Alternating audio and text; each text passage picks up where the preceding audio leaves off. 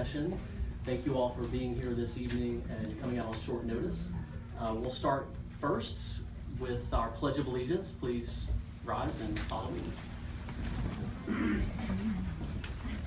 I pledge allegiance to the flag of the United States of America and to the republic for which it stands, one nation, under God, with liberty and justice for all. All right, so just a few things. There are restrooms out in the lobby, so everyone make sure you know where those are. We have two items that we're going to discuss this evening. Number one is going to be the Trump administration's executive order on immigration and refugees, and also hear from council members as well as the public at large on what the city's response should be to that executive order. I'm going to open up with a brief statement. I'm going to let the council members each have the opportunity to speak and give comment, and then we'll open it up for the public. And we have our little stage over there, and so if folks want to, when we get to that point, you can just line up, and then we'll take you one at a time. We're going to try to keep this we're going to try to finish by 8:15 if possible, but it's, I know there's a lot of folks who want to say things, so I'm going to ask if we can try to keep public comments to just a minute or two, that I think we'll be able to get everyone in there, and appreciate your consideration for everyone's time. So just start out with a statement here. I'm sorry. Welcoming refugees makes Clarkston. I'm just going to finish the. I know we haven't approved the agenda. The agenda's already been set. We haven't approved it. So, welcoming refugees makes Clarkston and America a stronger nation. Point of order, Mayor. We haven't approved the agenda. Councilwoman Burks, we never approve the agenda at council meetings. It's okay. We do. We add amendments and we make modifications. We put public hearings as well. Okay. So at this time, I'm going to just read this comment, and then we'll open up the floor. You'll have your opportunity to speak. Thank you. Welcoming refugees makes Clarkston and America a stronger nation. The city of Clarkston officially became a welcoming city, along with the city of Atlanta in 2014. Clarkston has also become a chartered city of compassion, joining thousands of cities and communities around the world, upholding the principles of compassion. We did this because we believe that diversity in cultures, languages, religions, and ideas makes us a stronger community.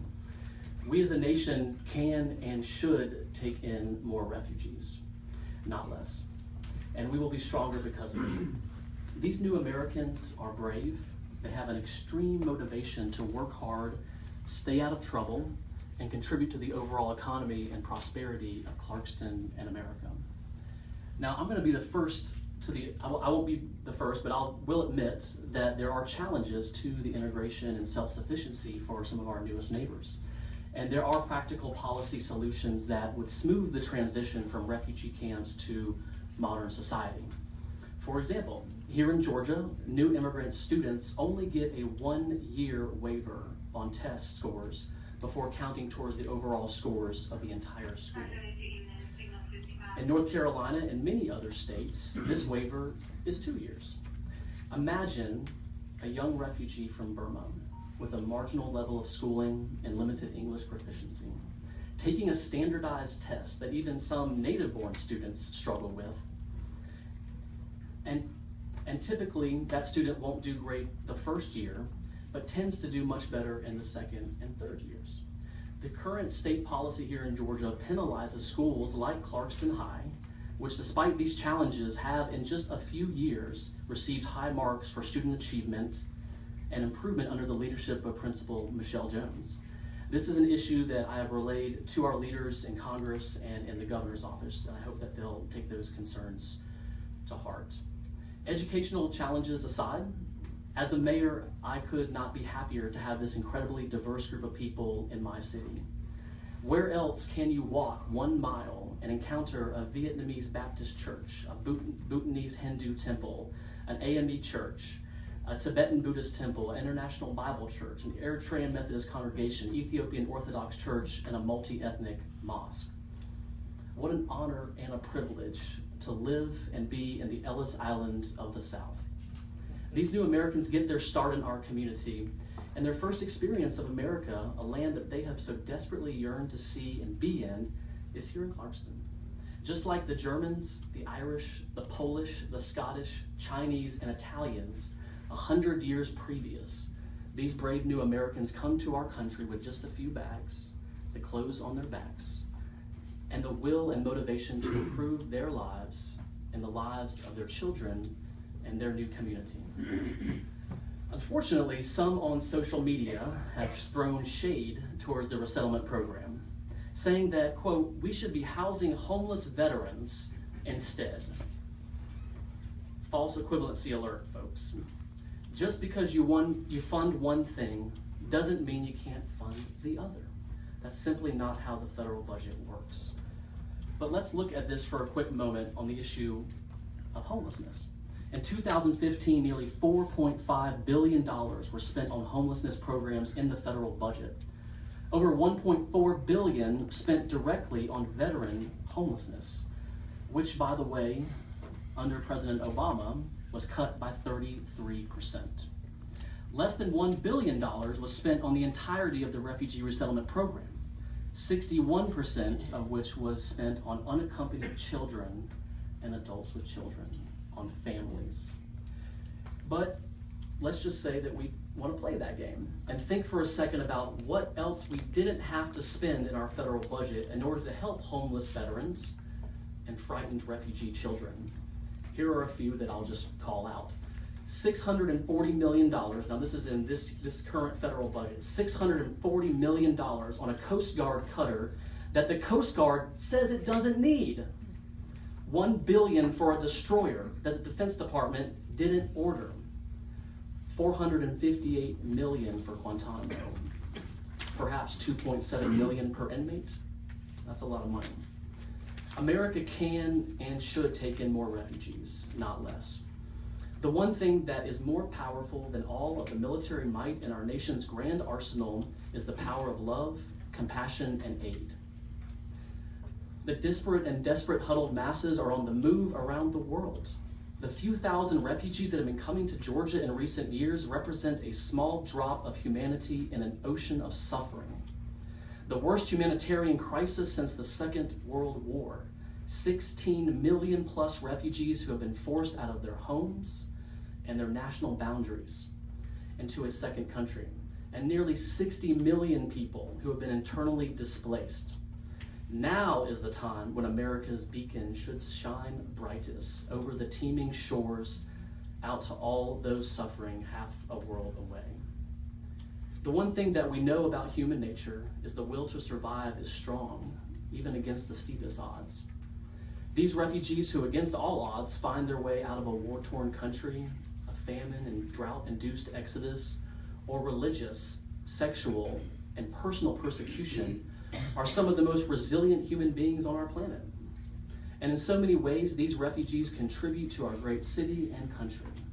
But to me, they're just my neighbors, who I wave to while walking down Market Street over there in downtown Clarkston, who I dance with at the Clarkston Community Center, who I eat lunch with at the Himalayan Kathmandu Kitchen Restaurant, who serve on the City Council and our Planning Commission with honor and diligence, who own businesses and create jobs. The future of Clarkston is brighter and stronger because of refugees. Clarkston is ready to step up and do our part to welcome more Syrians, more Iraqis, more Afghanis, and more Congolese to our city. Now, our Christian and Muslim brothers and sisters from the Levant need our help, and I respectfully call on our state and federal leaders to answer that call. You will have a collaborative, compassionate, and conscientious partner here in Clarkston, doing what we in Clarkston and America do best, welcome new Americans to the land of the free and home of the brave. One final note I'm going to mention about the refugee resettlement history here in Clarkston. Many of y'all may know that we've been receiving refugees for almost 35 years. A lot of that had to do with the Refugee Act of 1980, signed into law by then President Jimmy Carter. But back then there was another humanitarian crisis in the world, and it was caused by the aftermath of the Vietnam War. The subsequent withdrawal of troops from that country left hundreds of thousands of Vietnamese who were forced to flee their homes, fearing persecution and hard labor camps, onto boats, and eventually into Thailand, into refugee camps. It was a Republican senator from Iowa who convinced the president to open our arms to these masses of suffering people. And would you believe, back then, there were many warnings and detractors to this move. The main concern was that there were going to be communists infiltrating the refugees. Communists. It's kind of laughable now. The exact opposite happened. 30 years later, the Vietnamese American community here in Clarkston, we had one member serve on the city council about 10 years ago. They're a proud and vital part of the multi-layered fabric of our American tapestry. We can look back at that moment in our history and say that America did the right thing. We stood on our principles like a rock and didn't flounder down the stream of swaying public opinion polls.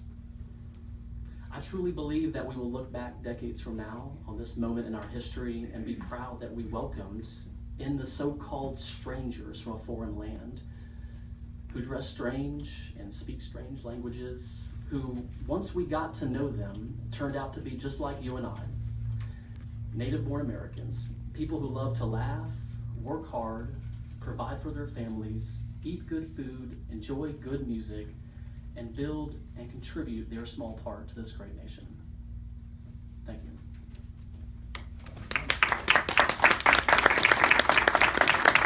So I'm going to open it up to the council members. We'll start down here with Councilman Burks.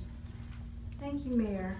That was a very nice statement that you gave, and I'm so glad to see so many people out to show your concern about our fellow men and women who are suffering. And one thing that is very important is that we recognize that Clarkston is a city of compassion. We care about our fellow man. And that goes without saying as I look at so many of our immigrants who've come to this country. I look at our fellow council members, and when that came out, I reached out particularly to Mohamed, who is of Somalia, and that's one of the countries that was impacted by the ban. And that was something that was important, because if I can't have show compassion for my fellow council members, then what am I doing here? And so I'm glad to see that you as citizens are as passionate about making sure that this country is a welcoming country. When I went to church on Sunday, it was one of the things that my minister talked about in terms of recognizing the stranger that you know, because God knows that stranger too. And we are a welcoming city, and we will always be a welcoming city, but that does not change the fact that each one of us in this room needs to fight for our fellow man. We need to show that we together make the difference, not us and them. Too often what I'm hearing in the last 11 days of this administration is an us and them. But it's we the people. And that is the point that we need to always remember, that it's we the people who make up this United States. And yes, we need to make sure that we protect our borders. We make sure that we have the right vetting process. But if you know the process for anyone coming into this country, you know that it takes 24 months just alone from a vetting process. And that's not even talking about what they have to go through within the respective country that they're in. So we know that none of the countries that have been identified as having any issues, we've had any terrorist issues with those particular countries. Can we all agree on that? Amen. So what we must do is make sure that each one of us in this room uses the most powerful thing that we have, and that's our voice. I've seen so many people out there marching, so many people gathering together. Seeing this room filled shows the compassion and the determination that everyone in this room has to make this a better country. And so I encourage you. I want to make sure that you understand that this is not something that stops today. This is something that we, again, you heard that word, we, each one of you in this room must do to make a better community, a better United States, a better world. because the world is looking at how we deal with this situation. The world is looking at how we handle democracy. And so we have to be extremely mindful and make sure that we take the time and do the right thing. Again, it is our responsibility to work with our legislators to make sure that we are recognizing our separation of powers in terms of the executive office and work with the legislative office to make sure that we have the right laws in place. And to make sure from a constitutional perspective, we are making sure that we enforce those laws to the Constitution. Because again, the most important thing that you need to understand is this is impacting the Constitution. Okay? This is a law, this is an executive order, and it's impacting our Constitution. And so I understand the compassion. I understand that from a law and order perspective, we need to take all of those things into account. We need to make sure that as a community that we talk to our representatives to make sure that they understand that we care about not only our freedom, but the people who want to experience the same thing we have every day. Every day.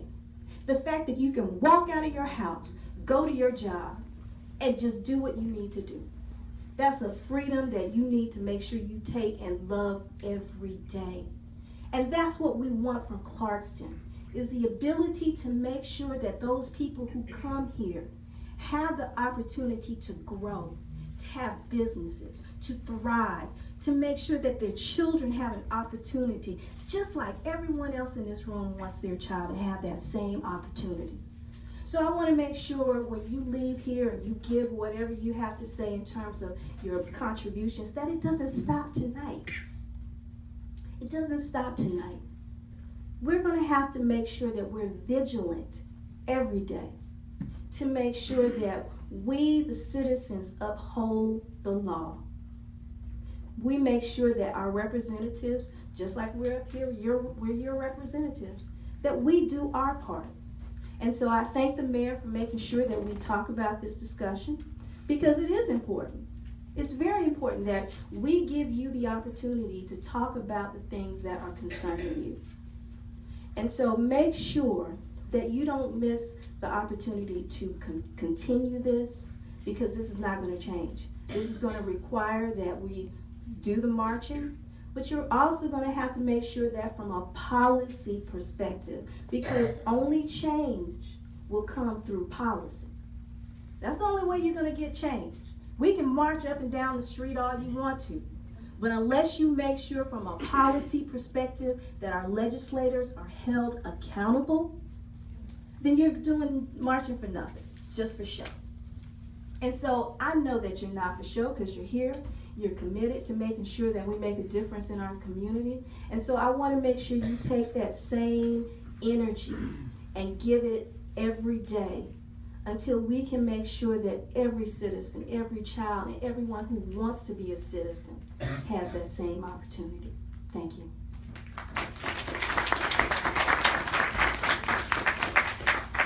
Good evening. Good evening, my fellow Americans. My name is Hussien.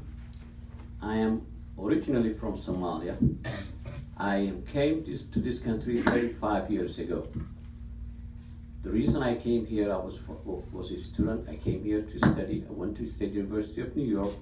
And when I meet the people and they ask me where I am from, and I tell them that where I am from, they ask me, of course, I'm a Muslim, I get nothing but respect.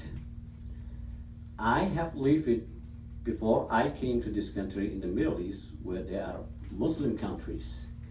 I never get the respect I have received it here in the United States. I love this country. I became a citizen. My children born in here, and ever since, as of today, I'm here as an elected official.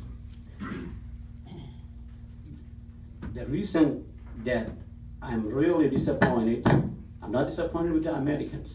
Americans are my brothers. It's still, here. I love them, and they respect, you know, there's no other country, this is very generous country, there's no other country that bring those war-torn country people every day and let them live in their country. The only thing that I'm disappointed now, we are peaceful people. We have a bad people who put the Muslim name in a bad situation. This executive order is really unfair, and it is a religious discrimination. I'm one of those countries that has been banned, but still, I'm not angry for the administration. They probably see, you know, different, you know, the way I see, or they get misinformation that they hasn't really understood what's going on in the world. We do have a problem all over, but here in Clarkston, where I am a city council today, we still, despite all the bad, you know, naming for the Muslims, all the things that Muslim is being told the Muslim has done it, still, I have not seen a single person that has been discriminated for being a Muslim. So, my fellow Americans, you are very generous, and you will be generous. You will have administration after administration. This is all politics. But I would like the public not to follow. Yes, I voted. I didn't vote for the, you know, for the new administration, but still, you know, I have to follow the law. I have to respect who is in charge and running the country. And right now, it's only temporary. Things change. And one thing I like this country is no matter what, once the administration is elected, they respect until the term ends. And that is what it has to be. Right now, as a Clarkston City Council, the Clarkston is the most diverse city in the United States. And I'm proud of it, and I'm proud to serve. And no matter what some people think, Muslim or not Muslim, but here in Clarkston, we are one united community, and we love each other. Thank you very much.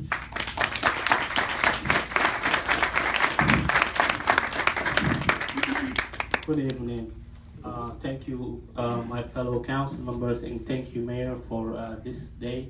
And thank you, my fellow Clarkston citizens and Americans that got really passionate and came here in support and just to listen to this discussion. And myself, my name is Awed Yasu. I'm originally from a small country called Eritrea, which is not very far from Somalia and Sudan, two countries that are also in the list of the temporary refugee ban.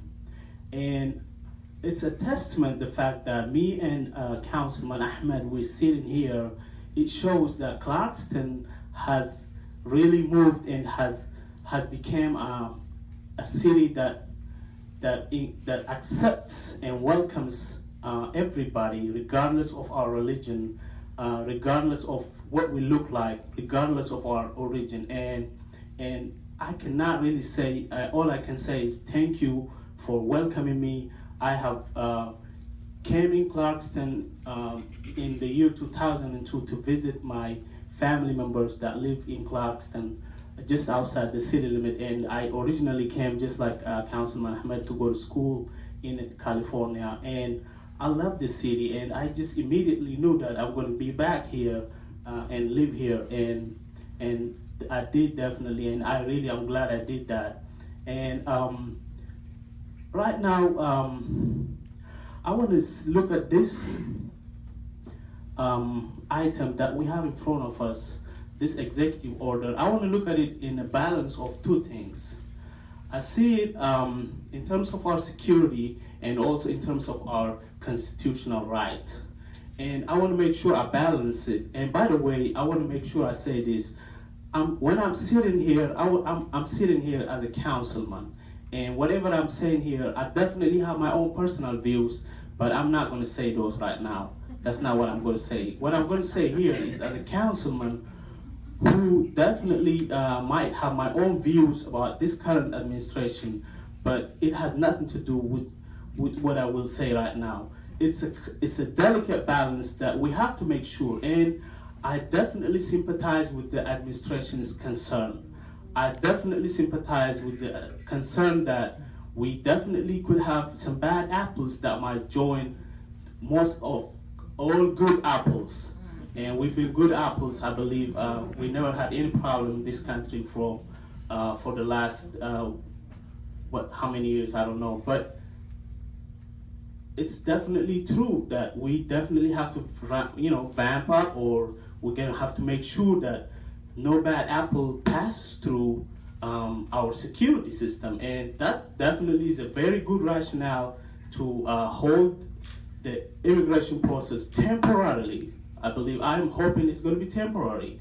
And after the next 9 years, I want to make sure, and I hope the current administration is going to definitely do what they say. They're going to have a better vetting system, or as they call it, extreme vetting. I'll definitely be happy. I mean, there is nothing wrong with making sure that our safety and security is, taken into consideration. At the same time, though, I'm very concerned that it's been done with only few countries, and unfortunately, which has never attacked the United States, or its citizens have never had done any acts to harm Americans. Having said that, though, at the end of the day, Clarkston will still be Clarkston, regardless who's the president. It doesn't matter who's the president, whether it's a Democrat or Republican. And I want to make sure I say that, because when I was sitting here, we should not be politicizing this event right now, and I will not politicize it, and I'm not going to say Republican or Democrat. When we were running, that's something I learned, that when you run for city council, you don't have to even say what party you are affiliated with, and that's actually a great thing that we have, in municipal elections. And I just say that I'm just hoping the current administration will come up with these new ideas, and this is going to be temporary. And I want to make sure we see more Syrians coming here, more Syrian children and women who I believe will not be harmful to our society or our community. And I want to make sure also, of course, men will come here too, but with definite screening. I mean, and I don't think that's bad in itself. I just hope that it's going to be done appropriately, and Clarkston will just keep on going. We're going to keep being a welcoming city. We're not going to discriminate on nobody, regardless who is the president in the country. And I want to say thank you guys for being here. Thank you for your passion, and just help us make Clarkston more beautiful and more welcoming, and let's keep on going. Thank you.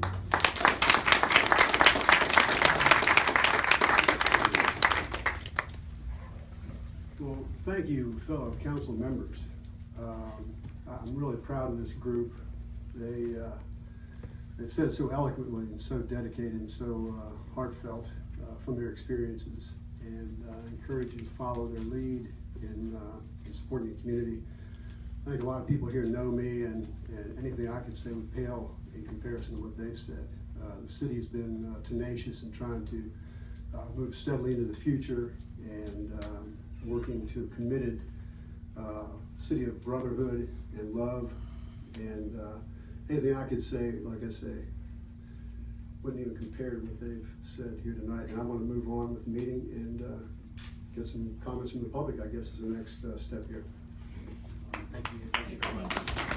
So I'm going to invite a representative of the Refugee Resettlement Servicing Agencies to come up and just share a couple of facts about their programs, the work that they've been doing, in Clarkston for many decades, and I'll let her introduce herself. Hi there. Good evening. My name is Frances McBrayer, and this year I am the chair of the Coalition of Refugee Service Agencies. That's the CRSA. And first, I would like to say thank you to the Clarkston City Council and to the mayor for having us here tonight. We're happy to be in Clarkston, and we really appreciate the fact that you all have been a welcoming city and we're a pioneer for that. And so we thank you so much for the support that you provide the clients that we serve. I think that what I'm going to do first is just kind of go through a couple of things, some of the details about the executive order that we do know, just to make sure everybody's familiar with kind of what we're discussing, and then we'll talk through some of the things that we think might happen. So what we do know is that the executive order calls for a 4-month pause in the refugee program. That means that after February the 3rd, this Friday, there will be no more refugees that will arrive for 120 days. They have said that there are some exemptions for religious minorities, but we don't know the details about this process yet. It also calls for a cut in the refugee ceiling from the proposed 110,000 refugee arrivals for FY17 that started October the 1st, 2016. They cut that number to 50,000. And just to put that into a little bit of perspective, we received 85,000 refugees, the whole country received 85,000 refugees last year, last fiscal year 16. And we will cut that by about 42% to get down to 50,000 for this year. What we know is that about almost 36,000 people have arrived thus far in the fiscal year. So since October 1st, 36,000. So that leaves about 14,000 left through the end of September. The executive order also banned all arrivals from Syria, and also it bans refugees and all visa holders from 7 Muslim countries, including Syria. We don't have a lot of specifics on this other than the fact that we understand that Syrians are not part of the 120-day hold, that their hold will be indefinite. So we still have some things that we need to clarify, things around family reunification cases, people that are waiting for their families. What we do know is that this most likely will mean that families will be separated, and they will be separated for an indefinite period of time. We're very concerned about that as resettlement agencies, as we all have clients and staff who are really heartbroken about waiting for families to arrive. We don't have a lot of clarification about special immigrant visas. Special immigrant visa holders, those are typically from Iraq and Afghanistan. We don't have a lot of clarification on that and whether or not this ban applies to them. And what we know about scheduled cases that were scheduled to arrive is that they have, I guess what you would call it, they have chosen some, or they have allowed some to travel through Friday. Some exemptions have been given for travel through Friday, February the 3rd, and after that, no more cases that were scheduled to arrive will be coming. So I know that there's a lot of questions about what this means. What does this mean for Clarkston? What does this mean for the resettlement agencies? What does this mean for our refugee community? And a lot of those questions we don't have the answers to. But what I do know, or kind of what the estimates, what the mayor's asked us to provide, are information about apartments and things like that. So as a collective of the 5 resettlement agencies, we know that we rented 726 apartments last year, FY16, in the Clarkston zip code. And we have rented 196 this year to date. If you cut the number by 58%, or if you cut it about in half, that means we've already rented more than half of the apartments that we would expect to rent for the year. I think that holds true just given the number of refugees that have already arrived, given that 50,000 number. Another question around jobs are really things that we don't quite know yet. You know, we don't know how some of these family reunification cases will arrive or when, but what we can expect is that we will have about 40 to 50% fewer job placements than we had last year. So, and 40 to 50% fewer people to work in those positions, new arrivals. And I will say that we're going to continue to provide all the services to the clients who have already come, who have been here, who've come, who are already here. We all have programs that serve clients who have been here longer, who are more, been here longer than just the new arrival period. And so we will continue to provide those services, and we'll continue to provide the initial job placement services to clients who've arrived since October 1st. But we don't have a lot of details about who will arrive after the 4-month ban is hopefully lifted.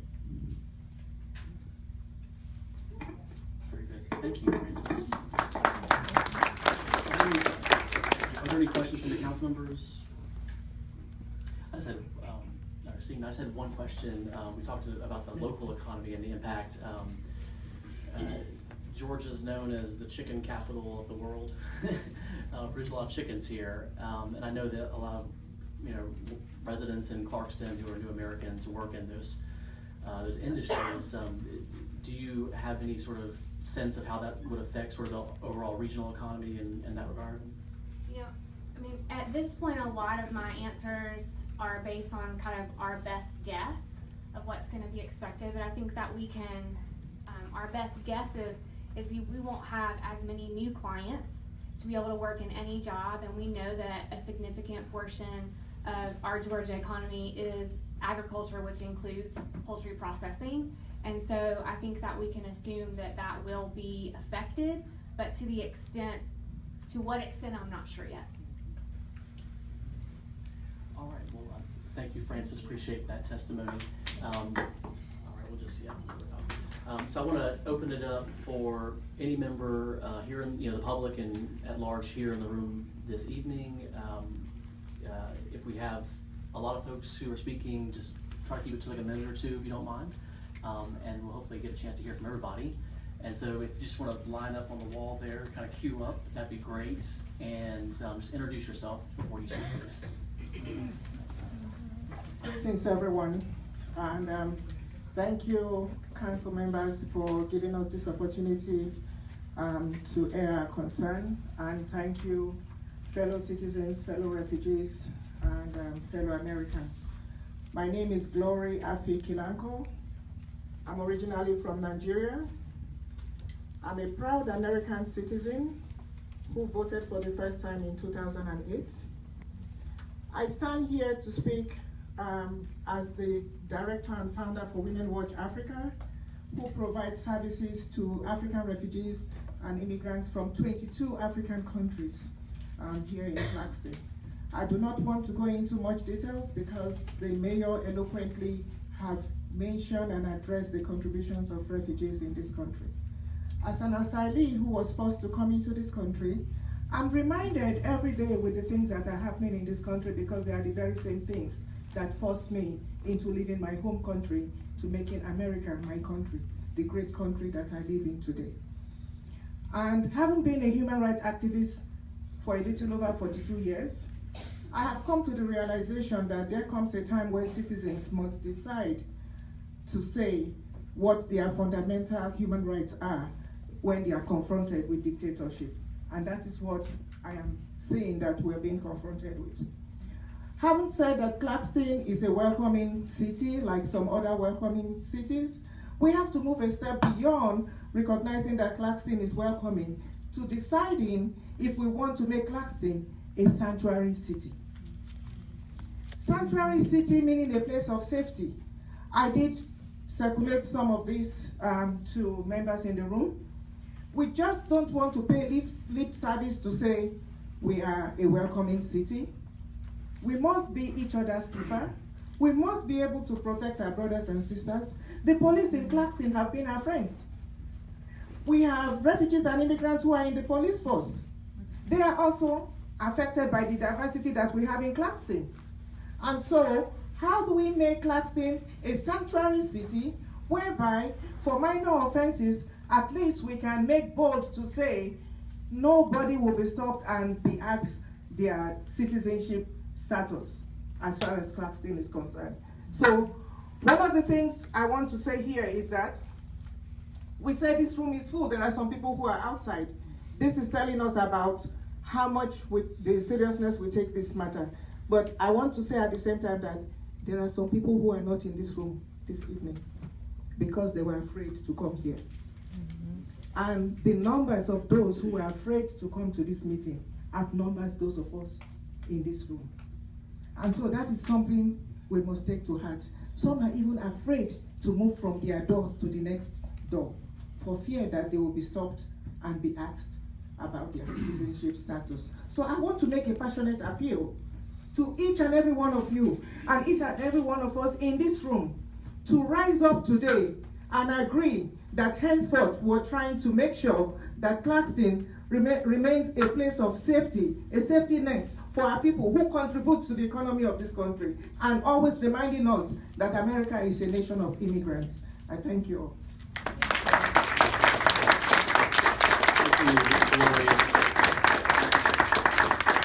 Before I recognize our next public commenter, the principles of being a place of refuge and safety, I think, are clearly evident here in Clarkston. The issue of the label of a sanctuary city is very complicated and has many layers to it. Many of y'all may not know, but Clarkston does not have a jail.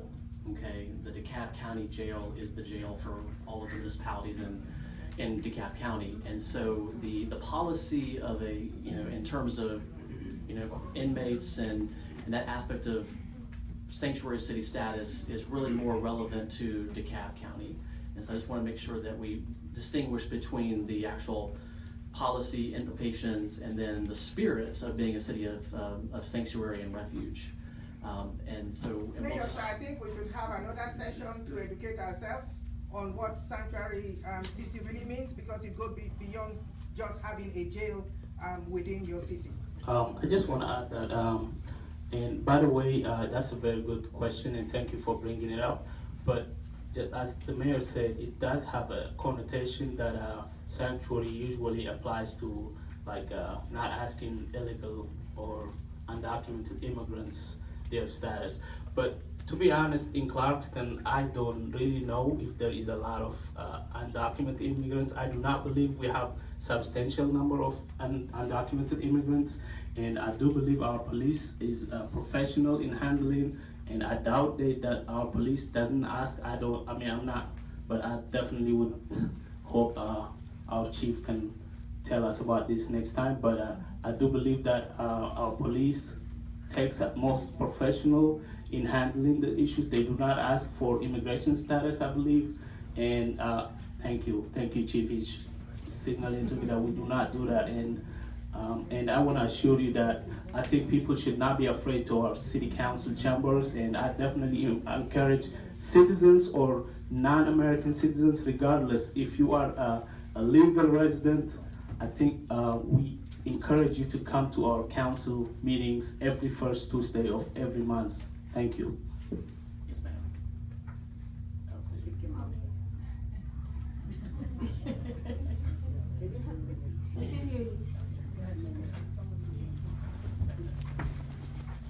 Good evening. My name is Amina, and I'm a refugee, and I am a leader in Clarkston. I'm 7 years today. Happy birthday. And I'm very happy. Always I'm working with Americans. And everybody calls me Mama Amina in Clarkston. Yes. Yeah. And I love this community. And I campaign from mayor to mayor of Clarkston City Council. And I love my city manager over there.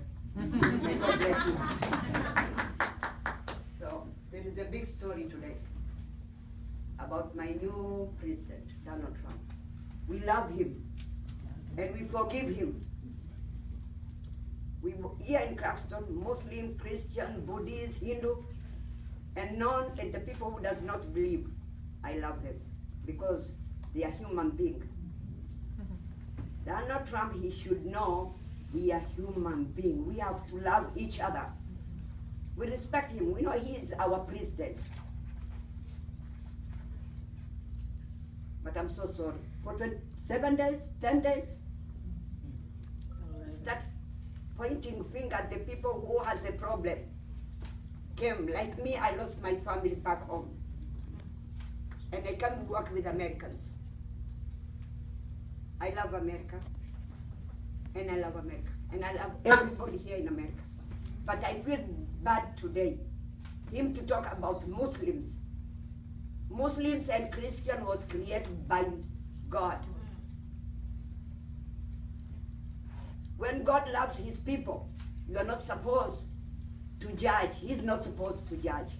He's not supposed today to just divide us today between Christian and Muslim.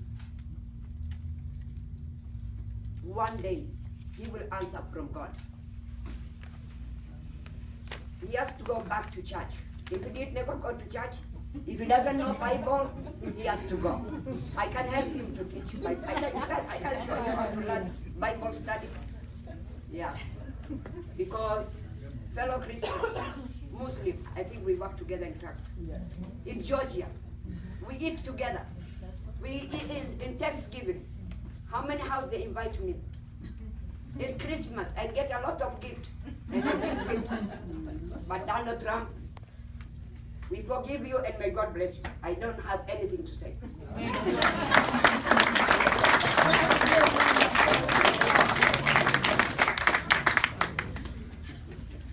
Thank you, Mr. Mayor and Councilman, for giving this opportunity to express my views here. And also thank you to all the Clarkstonians and Georgians who have come here to listen to everybody. I'm Birendra Dakal, and I'm originally from Bhutan. I made my home in Clarkston 15 years ago, and I'm proud that I'm still continuing to live here because I love this community. It's a community made up of several different types of culture, and I really want to live in this place. But you know, we have been talking about Clarkston, that it is a multicultural city where we have people from all over the world coming in as a refugee and building their lives. I'm one of the examples. I came as a refugee from Bhutan, and in 10 years' time, or 15 years' time, I consider myself a lucky man because all my children are now successful. They are highly educated. They are professionals. I myself is earning some $10 per hour, and I consider myself a lucky man. Because I was a refugee, I didn't have $10 in my pocket when I came to this country. But in 15 years, I have a home, I have everything, and I consider myself a lucky man. But the point I want to make here is that the word refugee has not been understood well among our policymakers. 3 days ago, I heard the White House issued a statement saying that so many people from so many countries are blocked to come to this country, and refugees have been blocked to enter this country. I think it's really sad, because if you really want to know what these refugees are doing in this country, they should come here and see what is happening here. Policymakers are making decisions in their offices, in their Congress, whatever their meetings, but they are not coming at the field and seeing what's happening here. I myself was a policy planner once upon a time in my country, and my number one job was to go to the villages and see what's happening there, how people are living there, and talk these things at the policy level. Here, policies are made by 3 people sitting together signing executive order. That is wrong. And in order to correct that, I would like to request my councilman and city mayor to invite these policymakers in Clarkston and talk to us what we are doing here. See what we are doing here. See how many refugees are coming in this country. And don't try to label us as we are terrorists or coming to this country just for nothing. I think this is very unfortunate, and I would really like to urge my city to go forward and invite these policymakers, especially our senators who are supposed to speak this thing in our Congress. And the council, the representative, I have never seen my senators in this office. They have never come to Clarkston. What are they doing in Washington without, they are just listening, and they are just hearing this problem. They are not trying to do anything. We would like them to come here and talk like this, listen to us, and take our message to the president and show him that refugees are not only bad, they are also good people. Thank you. Thank you.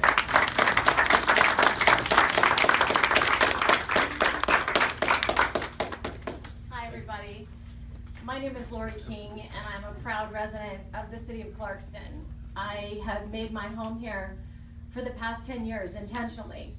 I moved here from Eugene, Oregon 20 years ago and started my career working in international affairs and development. My career has been spent serving refugees.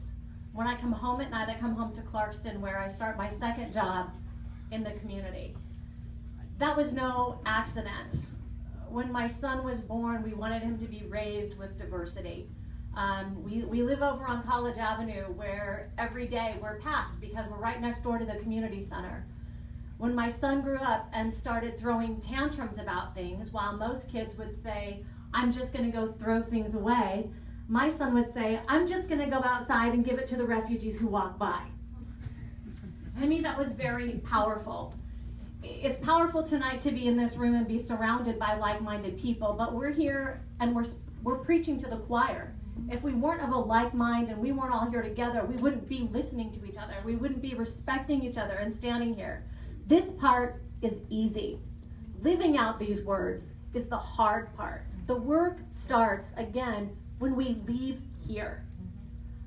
The hardest thing for people, having spent my career doing this work, I know, is it's easy to put a like on Facebook. It's easy to buy somebody's colored rubber bracelet for $1 and say that you support women's rights or you are against a genocide in Darfur. The hard part is actually putting your resources to it. Writing a check for $15 and adding a 0. Spending your evenings, spending your weekends doing something, or actually working to make policy change and actually putting something on a ballot somewhere and not going to sleep until it's done. In Clarkston, we have also set a precedent. We have set a precedent. We have more than any other bedroom community of Atlanta. We have the highest concentration of community-based organizations and NGOs registered in this zip code. That should tell you something, right? But the thing is, we fight for it. My NGO that I founded has been going strong for a number of years, but guess what? I work for a larger organization during the day from 8 to 7 so that I can come home and do this work that I'm not paid for. So my question is to everybody, are we gonna live this out and put our money where our mouth is? Are we gonna vote with our dollars or just for our mouth? You know, that's where the rubber meets the road, right? We're talking about policy. And so I would also like to take my fellow council people to task as my fellow citizens and lawmakers here. We know there's a precedent that's been set for giving in Clarkston. We know that the city supports the Clarkston Community Center very generously because it's here. We know, that being said, that the city of Clarkston can support 501c3 organizations. We know from listening to my colleague, Ms. McBrayer, speaking earlier, that the policies of this administration are going to catastrophically affect their ability to give services to the refugees that are coming here and to the people who are already here. Where is the city going to pick up and fill that gap for the community-based organizations that are here serving the community in our zip code and to the voluntary resettlement agencies that are doing this job with next to nothing? That is my charge and that is my question. Thank you very much.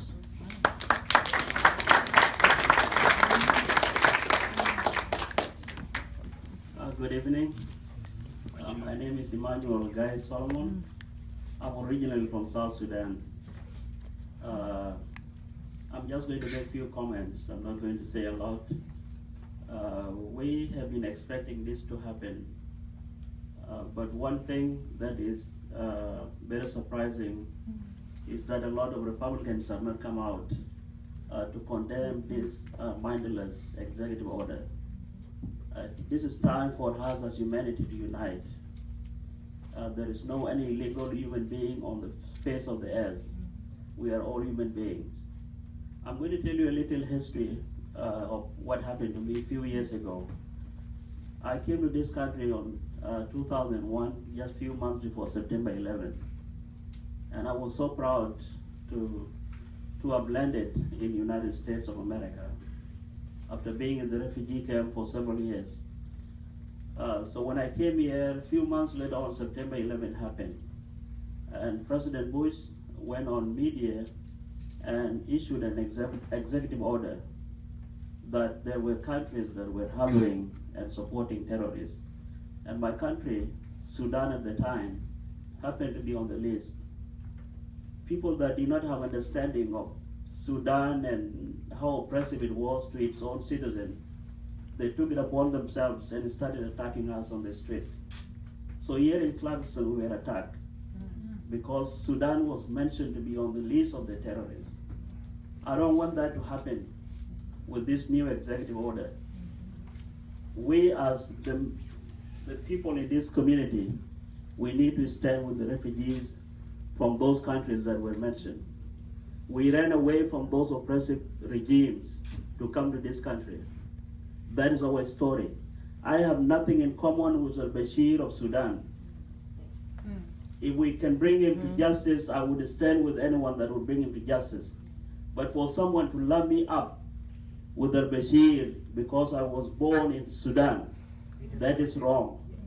For someone to say that the Darfurians who are being oppressed by the government of Bashir, that they should not be given asylum for this, to come to this beautiful country is wrong.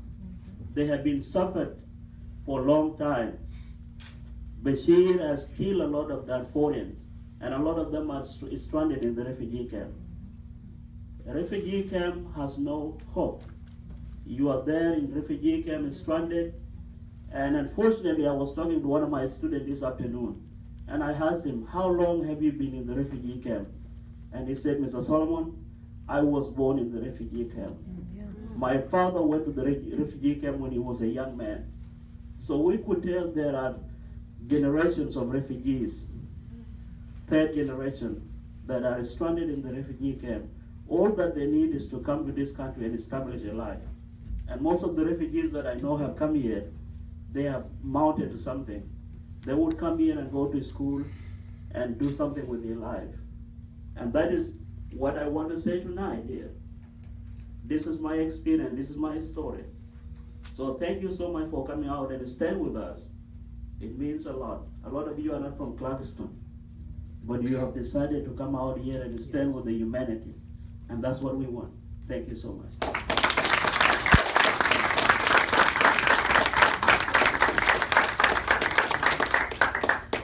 Hi, my name is Chris. I've lived in the city since 2000. I haven't figured it out yet. Everything, every day is happening so fast. This young lady here, her report was very enlightening. I know a lot of things, and but I don't know a lot of things. And I'm glad that I know what I know, but I'm also very glad that I know that I don't know a lot of things. You have a lot of people out there that don't know that they don't know. And that is where we get our fanatics. They're the ones that go crazy. But I think I could shed some light on the issue and maybe help folks out a little bit with a little bit of history. I've been in construction in the Atlanta area for the last 30 years. In the late 80s, all of the concrete workers were black African Americans. They're all gone. All of the framers and carpenters were all white country boys. They're all gone. The Latino influx forced them out. And the reason why is because it was economically impossible to compete with them. And if anyone, well, that's another subject, anyone wants to argue about that, they'll lose the argument. The black concrete workers became depressed and disillusioned, gave up their professions. A lot of them went back to their neighborhoods and started on the crack. And the white country boy framers went back to the sticks, became disillusioned, gave up their professions and started on the meth. And if anyone would like to read a racial dimension into this, it's a racist comment. I have worked with many Latinos, and they're everyone to the last one of them in construction are wonderful people.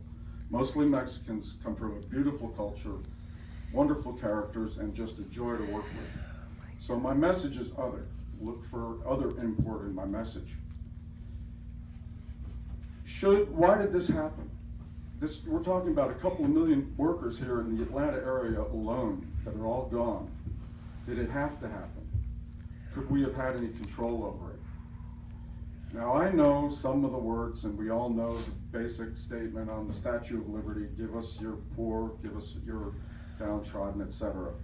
And I believe in that, and I think we all do. But that's the ideal. But the reality is somewhat different. We should be asking ourselves questions, I'd say philosophical questions, about what should a nation state be?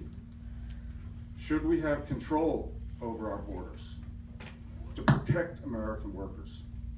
Is that the right thing to do? Does charity begin in the home? Should we protect American workers before letting other people into work? These are all good philosophical questions which we have to address. Now, in this situation is slightly different.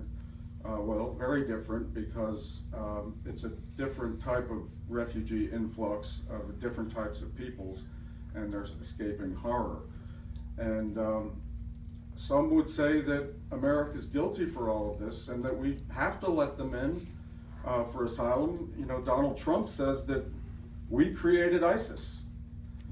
And I believe that U.S. State Department policy created ISIS. So maybe that's another question, that maybe that makes us guilty and such that we have to let them in. On the other hand, I wonder if most of these peoples from now Muslim countries would really want to stay here, or if their countries were peaceful again, would they want to be there? A lot of people have some misnomers about the great immigrations to this country of the last century, that everyone just wanted to come here and stay. I think the statistic shows that almost half of those Germans, Irish, Italians, Polish, they all went back. They didn't want to stay here. I don't know the answer, but I hope that I was able to shed light on the issue in a slightly different manner that helps folks out. Is it possible that in places like countries like Syria, there could be safe zones established, because if they really want to stay there in their culture, in their native culture, after there is peace and ISIS is gone, that they could stay there in safe zones helped set up by us, so that the logistics wouldn't be as difficult coming to this country and then going back after there's peace. Anyway, I thank you for your time. Thank you. Mayor, before we finish, I wanted to also say what I was trying to add to the agenda. What I was trying to add to the agenda is that we need to have further discussion. And I'm hoping that out of this, that possibly that we can have a town hall and invite our senators to come to Clarkston. And so that was one of the things that I wanted to make sure that we added to the agenda. And I think from the responses and the head nods, that's something that everyone in this audience would like to see as well. Is that something you would like? Yes. Okay, thank you. I wanted to make sure that the mayor had that opportunity to add that to the agenda. I was Thank you. trying to add something to what you just said. That would be something we would like to have. That town hall is very much needed. But in addition, can we add something to the town hall to say there is need for us to also have a discussion on American foreign policy on other countries that gives rises to refugees coming to this country, because it's important for us to understand the American foreign policy, what it does in a country like mine that is defined as the never to be developed countries of the world, and that results to us coming here, so that the average American can have that understanding. And maybe that would open up the compassion that we're talking about. Thank you. Thank you. And I apologize, Councilwoman Burks. I definitely agree with inviting him for a town hall meeting. We can do that, definitely, for sure. I misheard you when you said you wanted to limit the meeting to an hour and a half, and so I was concerned that we wouldn't have time. So I'm sorry for mishearing you on that No one. problem. That's why I wanted to make sure we cleared everything out right now. And so, is there any more public comments? Yes, please come on, Dr. Hussien.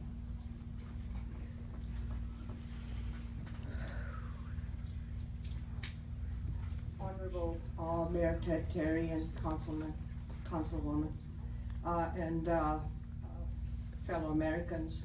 I can't tell you how many times I've recited with liberty and justice for all. But I did want to just tell my story so that you could understand that immigrants can be just as patriotic and as meaningful and contributing citizens as people who are born in this country. My grandparents were from India, and they were taken to East Africa to build the railway for the Germans in East Africa. I was born as my parents were born in East Africa, and you would all be familiar with Idi Amin, who was expelling Asians from Uganda, and that idea was coming to the South. And my father made a very difficult decision at the time to let me go to Pakistan to finish high school. I was about to enter medical school in Pakistan, and the war broke out with India. And so again, I had to leave, still with a Tanzanian passport. I went to Iran, had never spoken a word of Farsi. I spent 6 months learning Farsi, and then started college. And 2 years into med school, I had to leave again. I had actually been able to get a scholarship from the Queen to finish med school, but the schools were closed during the Iranian embargo, and I came to the United States, still with a passport of Tanzania, but only 6 months to becoming stateless. I got very lucky. I went to Morehouse School of Medicine. I transferred to Emory. I got my MD. And I'm proud to tell you, Mayor Ted Terry and my councilman, that I started a primary care practice in Decatur. We are a 24-employee primary care practice, for profit, yes, and we speak 15 languages. We accept all insurances.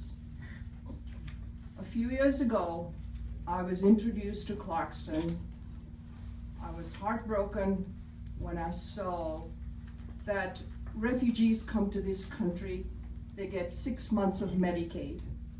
And so, with the help of an interfaith board and a very good friend of mine who is a pharmacist by trade, we put together Clarkston Community Health Center.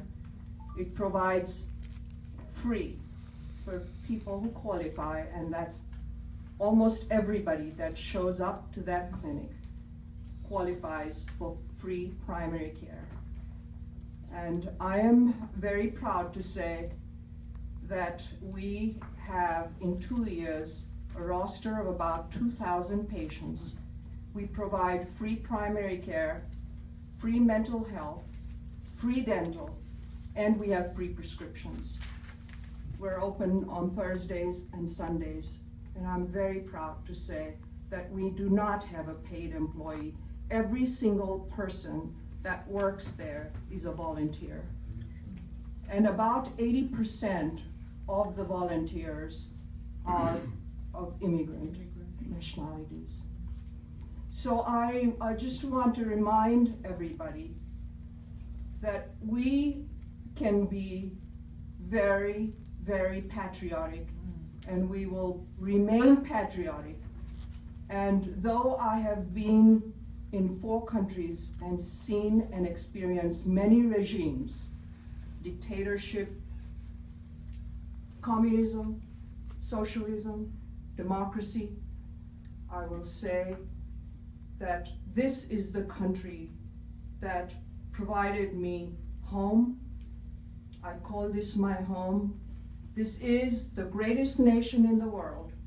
It is the kindest and most compassionate, and nothing will change about this country in terms of those values. We will continue to be the United States of America that will be kind and compassionate. Thank you.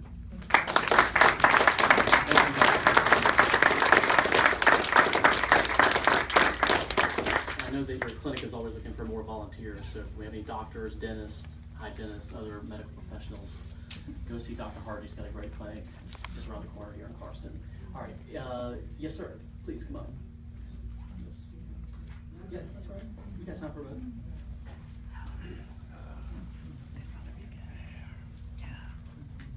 Yes, good evening, Mr. Mayor and Council. I want to let everybody know I'm the former mayor of Clarkston. I've been here over 50 years, and it's so elating to me to see this many people come out on this issue. But people, this is not where it starts. Now, at the next council meeting, there'll be 3 people in them seats. So what do you expect these people up here to do? To show support for an issue that we have that is gonna gravely affect our city. And I mean gravely, because we've been fighting this battle for I don't know how many years. These council people know, and I know, that we have a commander-in-chief now, a new one, and he has to be taught what's going on. And showing the support that you showed tonight, you need to continue this same support. So when they invite these legislators here, that they know that there's a voice out there, because you know what I used to do to the DeKalb County government when I used to go down there to get something done? I used to put up my finger like this. And Burl used to ask me, what's that? I said, that's one vote. Did you hear me? Vote, one vote is so powerful that you can use that right now. Look at it, folks. How many people are in here? It's over almost 100 people in this building today. I haven't seen this in 10 years. And we've got to continue this thing.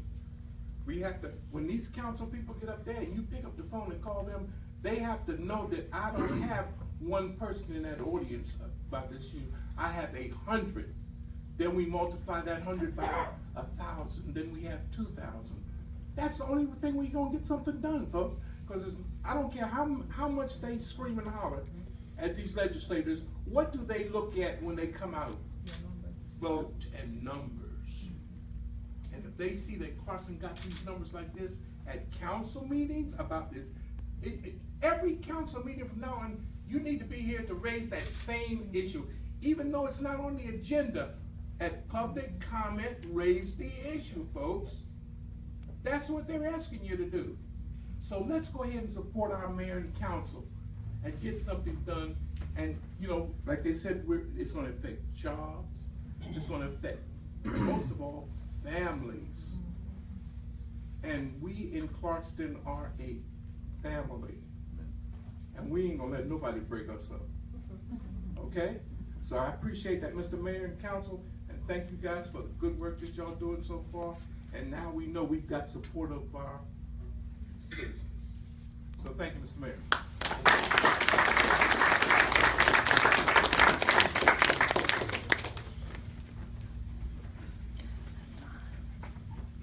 Hi, my name is Hassan Al-Noaimi. I'm from Iraq. I came to America because I work with the American Army. I'm not talking about my problem because I have somebody who knows my problem, but I want to say something for all the American people, and first for Mr. President. I work with the American Army like to support or to fight the terrorists. And I bring my family here to America to put them like a safe. Sorry, my English is not too much good, but I'm trying to say the best.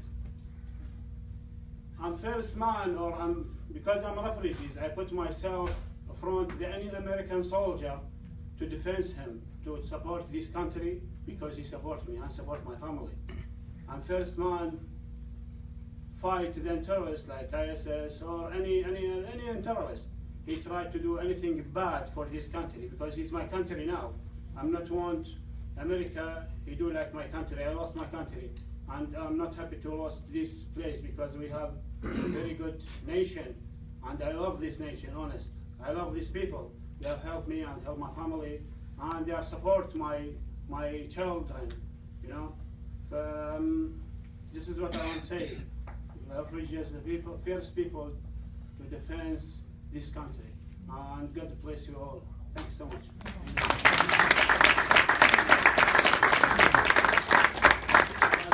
I put my name like a volunteer if anybody who wants help. Like the police or any intelligence, I'm ready. Yes. Very good. Thank you for helping out our troops in Iraq. We're grateful for that. All right. Any other?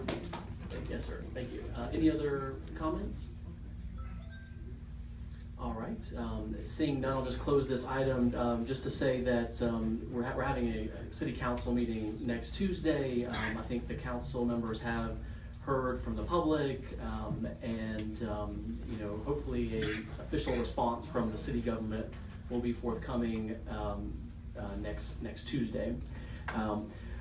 Real quick, the last item on the agenda is going to take just a minute here. I just wanted to go over, this is sort of my second opportunity to talk